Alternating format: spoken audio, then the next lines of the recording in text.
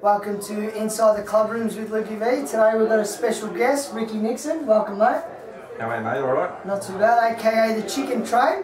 Toot. It's getting around. Got a few questions for Ricky, and then we're going to do a bit of special at the end.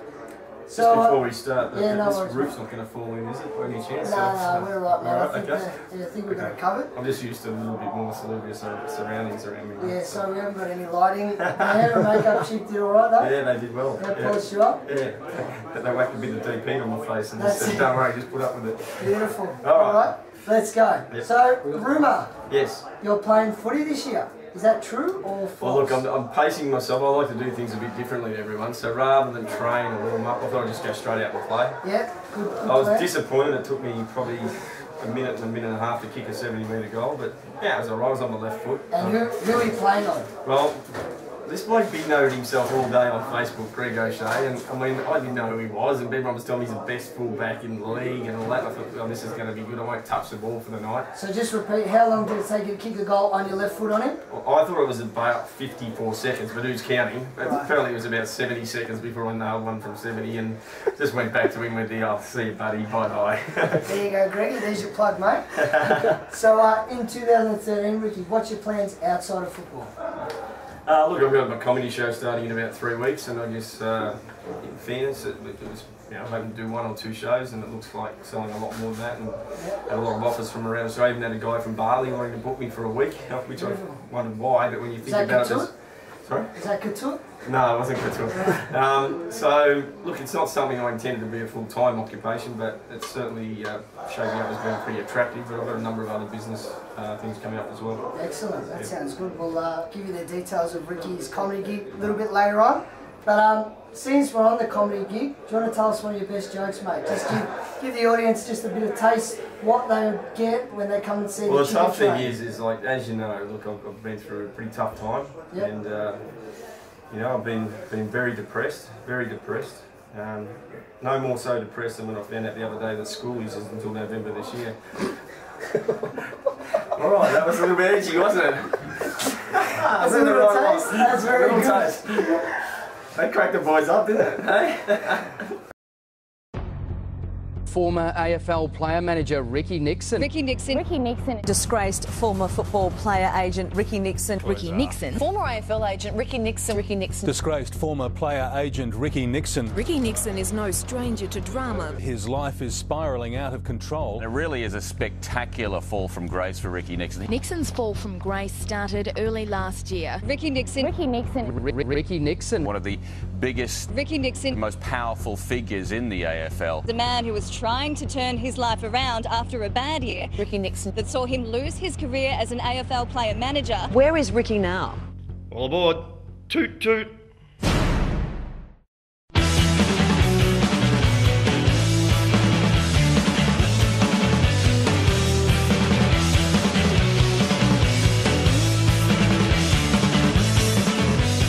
Back with Ricky Nixon here inside the Club Rooms with Lukey V, special edition of CDTV. Those first 4 questions were pretty tough. I'm sweating up a bit. Pretty tough? Was that the sweat from the questions or from running off Greg O'Shea all day? No, I'm sweating because I saw there's a question about Caroline Wilson, so let's just keep going. We'll see that one in a little bit, mate. Bitch. All right. Family show, Ricky. Yeah, sorry. All right. So, in your playing career and your managing career, can you just tell the audience what you think your best moment was in both of the different careers? Probably playing was the thing I remember the most, or you know, was probably the most exciting. It was the first final St Kilda played against Geelong out at Waverley. The crowd that day, the noise was bigger than I've ever heard. In fact, I quite often say, who kicked more goals in that game, Ricky Nixon or Gary Ablett? The answer is actually me. I kicked one that came off my knee. Right. And Ablett was scored goalless by down the Frawley that day. So good effort, kicking more goals than Ablett? Yeah, well for me anyway. But you know, that's a good memory, a fond memory. Even though we lost the game by about a goal, it was probably one of the better games of footy that people remember. Just the atmosphere. Yeah, and in management wise, look, it's probably hard to go past managing. I think by far the greatest player who's played the game, and that's Wayne Carey. And you know, the highlights, I suppose, are everything from, you know, being involved in radio shows with him and TV commercials, and you know, the big contracts were, you know, a big success, I suppose. So so just sitting beside the duck. Yeah, and look, you know, contrary to some people's opinion that are formed by seeing things in TV and that, he's a fantastic bloke who would do anything for people, and you know, he'd come out here just like I have, and you know, I guess it's one thing that I've had to learn to cope with the last few years too, is forget about the haters and enjoy your life and get on with it, because you're not here for long. That's it. So yeah, we've seen on your Facebook that you're just ready to give back to the people. Well, it's sort of like, it wasn't deliberate, this whole chicken train, trust me, even though I'm claiming that success. But I think it was 3 or 4 weeks ago, I had 300 Facebook friends, I've got nearly 4,000 now, and it's all on the chicken train. And I had a bloke in the street stop me the other day. I got out of the car and he said, "Oh mate, I'm on the chicken train, toot toot." And I said, "Why?" And he goes, "Mate, we talk about it at work all the time." I said, "But why are you so sort of, you know, unhappy about it?" He goes, "Look, it's just fun, and everyone's sick of all the shit in the world." That's it. And you know, there's a lot of guys and girls on there, and they sort of joke on there, and everyone likes, I guess, I shouldn't say, I'm probably boasting, but my sense of humour about the cleaner, who's, you know, the ex-girlfriend, and the netball team who stayed at my place, the French netball team. That's it. And so even, you know, I think we girls have a laugh too, the rest of everyone else laughs, so it's been amazing, although, yeah, I think I'm getting more MLC girls trying to friend me at the moment than anybody else, so it's a bit of a concern. Just as long as they're over 18, Ricky, they're right. And what about, so that was your best moments. Yeah.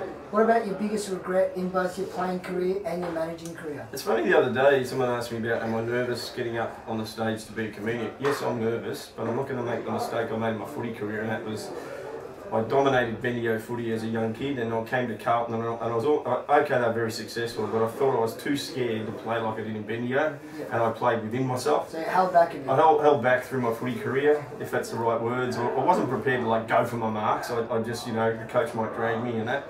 I'm not going to make that mistake. I'm going to do it my way in the comedy area, and look, if it's not funny, well then I won't have a future. Or it's not so much about being funny, I think it's about being entertaining, and people going away going, that was a good show. Well, this is a family show, isn't it? Whoops. Just take that bit out. Yeah, anyway. No worries. Yeah, so yeah, that's probably your biggest regrets. Do you think you can entertain people for an hour and a half, or however long the show is? Look, you know, I feel that I can. I mean, you know, I think if you just look at Facebook, I can seem to keep people pretty entertained, and you know, I'm just one of those people who likes to have a laugh and a smile. And I think if you do, people laugh along with you. If you take the piss out of yourself, so to speak, people will laugh with you. Matthew Richardson taught me that. Sam Newman, when he first started in the media, was way too serious, and then all of a sudden he started to take this piss out of himself. You know, with street talk and everything else, became a huge success. So I wouldn't say I'm modelling myself on those guys, but I have learned if you laugh at yourself, everyone laughs along with you. If you want to blame everybody else for what you've stuffed up, then people don't want to know about it. They don't want to hear you complain, you know. That's it. Talking about Sam Newman, he was one that got dragged into the situation where he probably shouldn't have been. What's your relationship like with Sam? Oh, look, I've got a great relationship with Sam. Sam told me something that, you know, everyone watching this should take on board, and that is friendship's unconditional. You might have a friend who murders someone. You don't have to agree with it, you don't have to like it, but you're their friend, so you support them. And I found out who my friends were the last couple of years. That's it. And you know, people like an Eddie Maguire who gets canned a lot, he was there for me. You know, Sam Newman was there for me. I'm not just here to roll off big names, but you know, you've also got your friends like Spiro Kokomillis, who's always been with me through Carlton under 19 days, was always there for me. But even the people that don't get shown on TV. Yeah, but I mean, I've got a lot of friends now that I don't think are friends, if that makes sense. They're not true friends. They're just not really people, on the chicken train. Well, they're just on the bandwagon. And the chicken train will be dropping the bandwagon off shortly. Next station. Culling a few people. Yeah, mainly the Collingwood supporters. That's it. So, from when you were playing into today's game, what do you think is the biggest change on field? Oh look, the biggest change is look, the tactics of the game now. I can't watch it. I went to a Ned Cup game the other day and I just went home after half an hour. I'm just sick of watching scrums and the ball just, you know, out sideways. I understand you guys are, you know, trying to play a tactical game as well, but the one-on-one contest is gone, and you know, to get it back and not have these scrums these mauls that are happening in AFL and the ball's just going up and down the ground. I just don't think the game's what it used to be to watch. I really don't. Don't get me wrong. You're going to go and watch Carlton, Collingwood and Essendon. Like, of course you're going to go. But when you actually analyse it, is the game as exciting as it used to be? No, it's not. So what can they do to make it more exciting? Because everyone's getting fitter, stronger, faster. Well, that's my next question. So if you were in charge of the AFL, what's the one thing that you would change to make the game more exciting? It's radical, but I'd get rid of 4 players off the ground. 4? Right, more space, the ball gets run, more skills used, kick to a contest more, less players on the ground, less scrimmages and packs forming, and a lot more open play and exciting footy and fast footy, and that's what we want to see. Yep, that's it. And we'll finish on this question before we go into some names.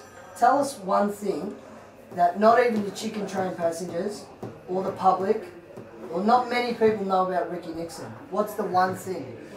It's funny, the other day someone said, what have you done? You know, you've done a lot in your life. You know, what sort of jobs? I said I used to be a paper boy in Bendigo and everything else. I said, but the funniest thing that ever happened to me work-wise, I came to Carlton and they gave me a job at Armour Guard. I was at Melbourne University, so my first day in the truck, I'm in the back of the truck with a bloody shotgun. I didn't have a licence for it. We're going to mine to pick up millions of dollars. Yep. And the 2 guards are in the front. We go flying around the corner, and the shotgun fell off the wall and went bang bang, shot out the back windows. Well, it's fair to say the 2 blokes in the back absolutely shies of themselves, let alone my eardrums, which just about went out through my head. And it's fair to say my days at Armour Guard finished that day. First day and only day? The only day. One thing people wouldn't know is I used to ride motocross as a kid. Yep. I don't think people would pick that a bit in me. So, no, I wouldn't have picked that. So yeah. That's interesting. Okay, so now what we're going to do is I've got 4 names here. Now you're not allowed to look at them, so I'm going to read them out, and then you're going to give everybody the first word that comes to your head. Now remember, family show. Yep. Okay, let's keep it on the board. Right? Yep. Andrew Demetrio. Gomez. Gomez, yeah. Yep. Gomez, the Greek. Yep. Okay. Nick Rewalt. Misunderstood, good bloke. Different to some players. He's not, you know, you get out and have a beer sort of bloke, but I reckon a very underrated champion of the game. Yep, so champion? Yep, champion. Neil Mitchell. Neil Mitchell, look, I'm one of those people who, I don't have to like him to respect his job. I think he's what he does, he's successful at, but that doesn't mean I have to like it. Yeah. What I find with him and others is they're two-faced. When they want you to do something on their show, they're licking your backside, and then when they want to give it to you, they go behind your back. What I like about those people, though, is when you see them in the street, how they run across the other side of the road and hide under a car. Okay. Yeah, he's one of those So folks. one word, what would that be? Chicken shit. Chicken shit. All right. So we'll finish on the big one. Big one, yep. Caroline Wilson. Now I know you're not her favourite, the biggest fan. Well, look, I'll say this. Someone said to me the other day, "What's the funniest thing you've seen in footy?" Right? And I said, "Well, look, the funniest thing." They said, "What about the AFL's penalties on Melbourne for tanking? Do you think that was funny?" I said, "Look, I thought it was funny, but the funniest thing I've ever seen in football was Caroline Wilson wearing braces." Boom, boom. Toot, toot.